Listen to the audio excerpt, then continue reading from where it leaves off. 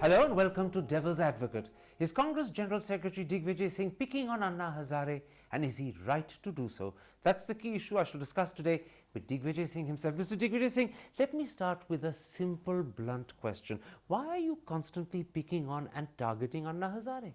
Well, you're mistaken, Karan. I have never done that. Let me tell you, we've done a bit of research, and between the 22nd of September and the 4th of November, you've tweeted at least 23 times about Anna Hazare and Team Anna. That's almost one tweet every other day. Isn't that excessive? Well, whenever I feel that I have to make a point, I do that. Except that look at the sort of things you've been saying. On the 10th of October, you claimed that the BJP had offered to make Anna Hazare their presidential candidate.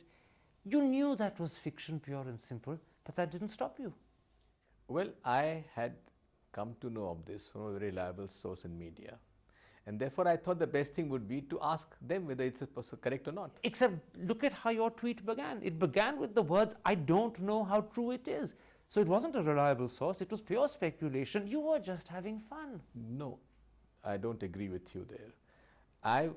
The very fact that I mentioned that I don't know how far is true, but I did come to know, and I think it was in the interest of Mr. Anna Hazare, so that it could be made absolutely clear that he has no political ambitions. All right. Even if you claim you have grounds for raising what was pure fiction, just a week later, when Anna Hazare went on a Maun Vrant, you publicly said that he had gone silent because he wanted to avoid answering questions allegedly about Yediyurappa's corruption, or he didn't want to comment on Prashant Bhushan's Kashmir comments. But once again, all you were doing was belittling Anna. Was that necessary? I was not belittling. I was just pointing out an issue. That these are the issues which he would have uncomfortable questions, embarrassing questions which you had to answer. So I think that it was a good strategy on part of Anna to go on Maun Vrant. Except that the Maun Vrant is a hallowed Indian tradition. Gandhiji practiced it frequently. Yes. Why were you belittling Anna when he does the same thing? We have known Anna for going on a fast, never going on a Maun Vrant. This is the first time he did it. Is that a reason for mocking? No, it was not mocking. It was just an observation made by someone who likes Anna Hazare. Well, likes Anna Hazare is hard to believe because you were taunting him. No. I have been an admirer of Anna Hazare from the very beginning, since 1992-93. But this is not admiration, this was mockery. This was not mockery. This was my observation that Anna has gone on a Maun Vrant just to avoid embarrassing questions. All right. Earlier this week, when Team Anna announced that they were returning some 42 lakhs to unknown donors, you ridiculed the gesture, you mocked and made fun of them. But did you forget that they were returning money? They weren't grabbing it. To whom? But the point to whom were they returning? Well, actually, that was the issue you tried to raise, but you did it in such haste that when they answered your question hours later, you must have been embarrassed because this is the answer they gave. Due to lack of complete details of donors and the source of funding, it was decided that the amount should be returned to the donors. To whom? To the very donors whom they don't have full details. Who are unknown? They use the word unknown perhaps mistakenly. You picked on it. That is your observation. It came in public that we are returning. First of all, the issue is they were getting funds from unknown donors. One second. That means they were not issuing receipts. So let me complete. Number 3, if they are getting money from the unknown donors, how do we know there's only 40 lakhs? It could be 40 crores. Well, next point. The other thing is they want to return the money, but when they're unknown, whom do they return the money to? But this is the point I'm making. Your whole argument hinged on the use of the word unknown. They explained hours later that in fact what they meant was this, and I'm going to quote their explanation to you. The explanation is as follows: IAC accepts donations only from Indian citizens, and 33,80,463 was received by online transfers as well as in the form of checks. But due to lack of complete details of donors and the source of funding, it was decided that the amount should be returned to donors. Then they add, furthermore, some donors who have been issued receipts have not provided their details despite repeated requests. Thus, we will be refunding the amount donated by them, which comes to a further 8,75,000. So they've explained what they mean. You picked on the word unknown without waiting to get an explanation. Was that fair? Well, when you get a statement saying that we are going to return 40 lakhs to unknown donors, the first thing that comes to your mind is, anyone's mind is, that who are these unknown donors whom they are returning the money to? But couldn't you have asked a question rather than mock and ridicule? That's the point I'm making. I have always said Arvind Kejriwalji's accounting I am not very sure of, although he claims to be, he is a IRS officer. I don't know what kind of accounting he did there. But the fact remains. What do you mean? What do you mean when you say you're not sure of his accounting? When I say that he has been collecting money from unknown donors and returning money to unknown donors, that's why I said Kejriwal ji का तो हाथ वही है, ना खाता ना बही, केजरीवाल कहे सो सही. Once again, you're mocking, aren't you? Well, if it's a mockery, it is a mockery. People say that Team Anna, because they weren't confident of the bona fides of the donors, return their money. How often do political parties set such high standards when accepting donations? Until and unless they clarify who are the unknown donors, how do we accept that fact? The point I'm asking is this: should people who live in glass houses throw stones? That's not the issue. They claim to be 100% honest, and we are the villains of the piece. All politicians, Anna Sahab Hazare says, should be sent to gallows or should be sent to mental asylum. There is no midway path. So you were, in a sense, irritated by the sanctimoniousness and self-righteousness? No, absolutely. They have been running down politicians and political parties and political system and the Indian constitution in totality. Except for the fact that their attitude to the Indian political system and politicians is shared probably by the vast majority of India. Well, in turn, India looks upon them as icons and saints. Should politicians be taunting saints? Current 75% of the people of this country participate in democratic elections. How do you say that most of the Indians don't have faith in democracy? Number one. Or they have faith in democracy, number one, but they have disrespect for politicians. Number one. Number two, we have, in a democratic system, can we do without politicians? But you can do with better politicians than you have, and that's the point Anna is making. That is the right of the voters, not of Anna. Let me put it like this. Not only were you taunting a saint, which is not a wise thing for a politician to do, but in addition, this is probably counterproductive from your own point of view at a time when Team Anna was perceived to be in crisis and disillusionment with the team was setting in. If you had kept quiet, you would have allowed their stock to sink. But by taunting them, you ended up provoking sympathy and support for them. That wasn't in your interest. That may be your perception. You have no regrets about this? Certainly not. I stand by every word that I've said. But there were so many people saying, why doesn't Digvijaya Singh keep quiet? It would be more in his interest. Who are these so many people, Karan? Journalists, fellow congressmen, fellow politicians. All living in Delhi. I have my own thing that people living in Delhi claim to have their fingers on the pulse of the nation without moving out of their drawing rooms. So you're saying the view outside Delhi and the metropolises is very different towards Anna compared to rural India? Absolutely, yes.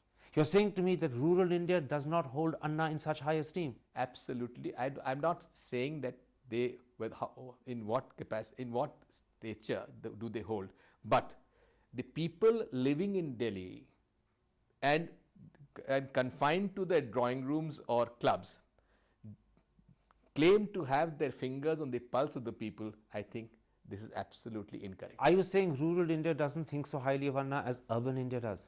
Well, I'm not saying that, but at the same time, I'm saying that the people of this country, they claim, so the media claims, that they are the representatives of 120 crore people of this country.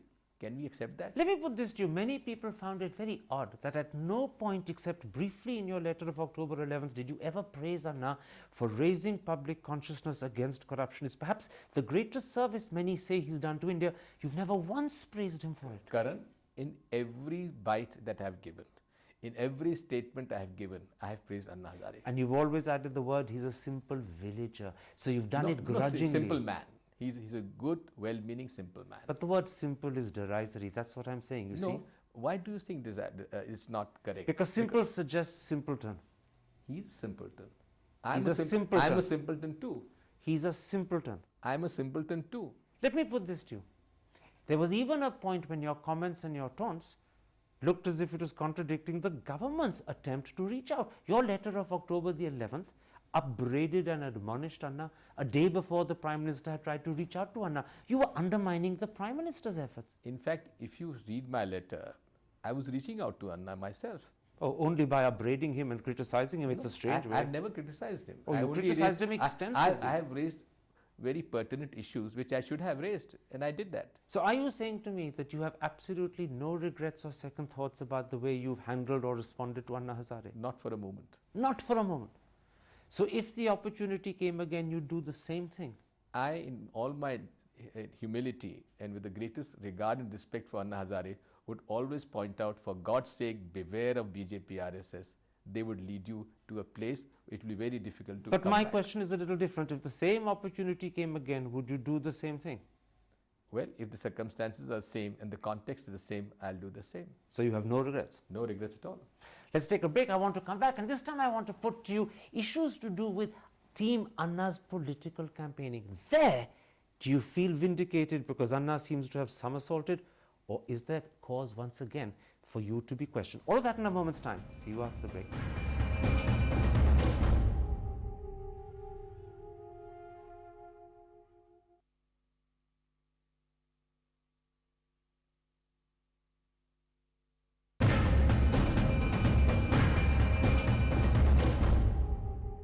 Welcome back to Devil's Advocate and an exclusive interview with Congress General Secretary Digvijaya Singh. Mr. Digvijaya Singh, let's approach the whole Anna Hazare story differently in this part. On the 1st of November, Anna Hazare let it be known that if the government doesn't pass the Jan Lokpal bill in the winter session, he would call upon voters not to vote for corrupt people, but he pointedly said that he would not ask them to vote against any particular party. And the press said that this was a sharp change from the position he had adopted during Hisar, where Team Anna was campaigning against Congress. But on Friday, Anna's done a complete U-turn, and now he says that if the Jan Lokpal bill isn't passed, he will in fact campaign against Congress. How do you understand and how do you accept this U-turn? Well, Karan, first of all, I must point out that on every issue that I have raised, I have been proved correct ultimately. Anna first came with a statement asking people in Hisar to vote against the Congress party. He also went to the extent of saying that when the UP election voting date is near, he is going to go on a fast against corruption and against Congress party in Uttar Pradesh. Now, after saying that, he then changes his stance and say, no, I'm not against any political party. I will campaign against all corrupt candidates. And on Friday, he changed it again. He changed again. And now says that he's going to campaign against the Congress party. So this is two U-turns. Well, I don't know how many times he'll do the U-turn.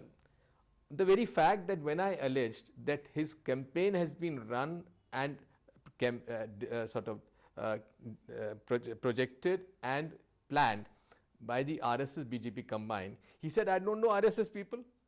No one has heard me. Then when I produced a letter, he said, such letters keep on coming. But from the dais, he has thanked RSS. He has thanked Nitin Gadkari. Now again, he's taken a new turn that if the parliament does not pass the bill in winter session, he's going to campaign against the Congress party.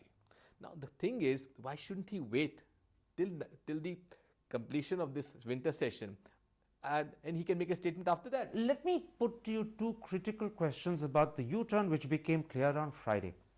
Do you believe Anna has changed his position under some form of pressure? Anna is a very simple man, and I am again repeating this because he is susceptible to pressure, and these people, all people around him, they have their own political agenda. Who's put pressure on Anna? Well, people around him, the so-called Anna team. You mean people like Prashant Bhushan, Kejriwal, Kiran Bedi? Well, there are others also. So if Anna has, as you allege, changed his position and now decided to campaign against Congress, you're saying this has happened under pressure from Kejriwal, Bhushan and Kiran Bedi? Well, these people have got their own political agendas. And poor Anna is being made a scapegoat or a mask to fulfill their political agenda. Is Because Anna- he has a greater credibility among the people than Arvind Kejriwal or Kiran Bedi or Prashant Bhushan's. Are you saying Anna- all three of them have got a past? Are you saying Anna is being made use of by these people? Absolutely, yes. Is Anna aware that he's being made use of, or does he not realize it? Unfortunately, he's not realizing it.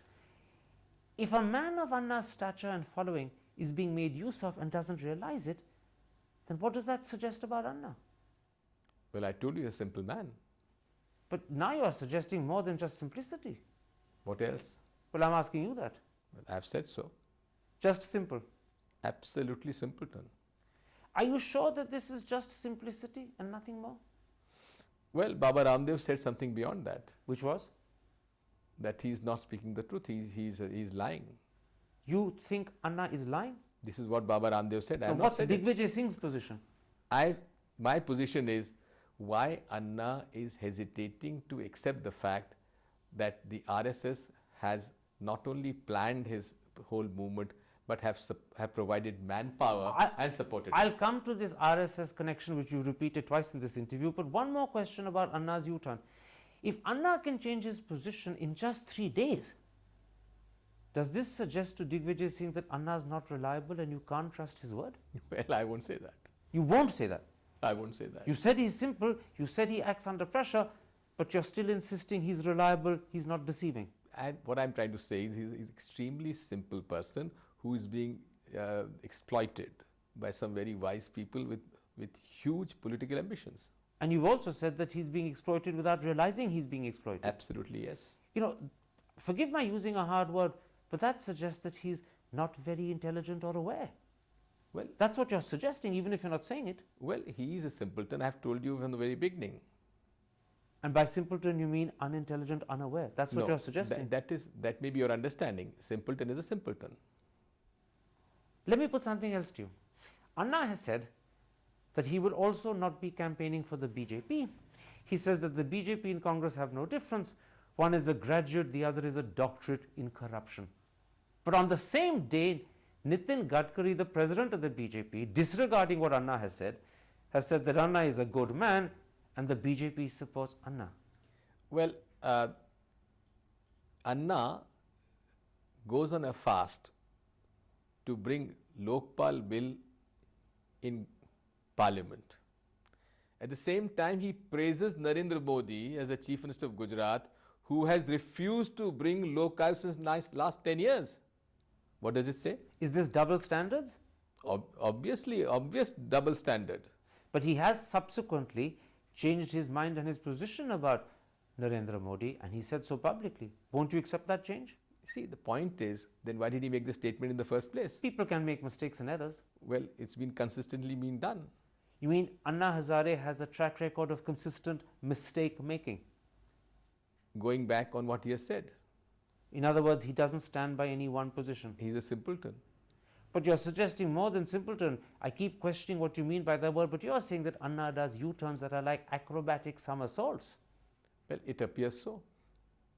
You don't have a very high opinion of Anna, do you? I have a very high opinion because he's done excellent work in the rural development and for watershed management and other things. But you don't have a very high opinion about his reliability in terms of his This consistency. is what I'm saying. He's highly susceptible to being pressurized or exploited by smart people.